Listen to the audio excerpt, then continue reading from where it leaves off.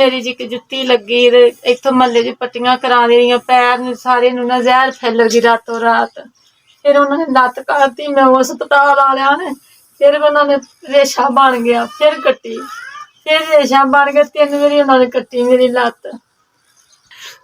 Sugar दी बीमारी सी मैनू, sugar सी। मेरा बच्चा है जी, ये कमांदा है 5-6 हज़ार लै आंदा है। बच्ची स्कूल पढ़दी सी, मैं ताती, मैनू सामभण वाला कोई नहीं, मेरा कोई आसरा नहीं, कोई बताए नहीं। दवा दारू वास्ते भी नहीं जी, मलम वास्ते भी नहीं। छोटा जिहा कमरा मैं किराए ते रहनी, मालका ने किराया भी हुण सवेरे 1-2 महीनों का छड़ दिता सी। हालात मेरे ऐसे वेखते, मेरी मदद करो, बेरोटी तो भी बैठी है।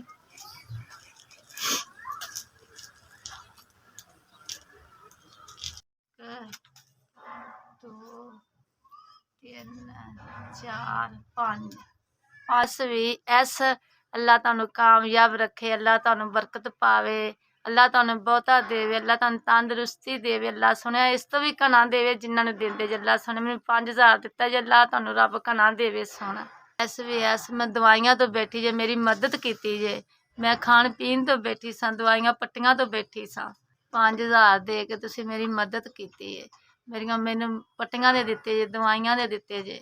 अल्लाह तुहानू खुश रखे, अल्लाह ताला खुश रखे। अल्लाह चलदे रहन, अल्लाह तुहाडे लंगर खुले रहन, अल्लाह देंदे रवो तुसीं, तुहानू अल्लाह तंदरुस्ती देवे।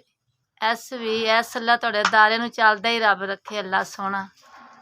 ऐस भी ऐस तुहाडे दारे नू अल्लाह चलदा ही रखे।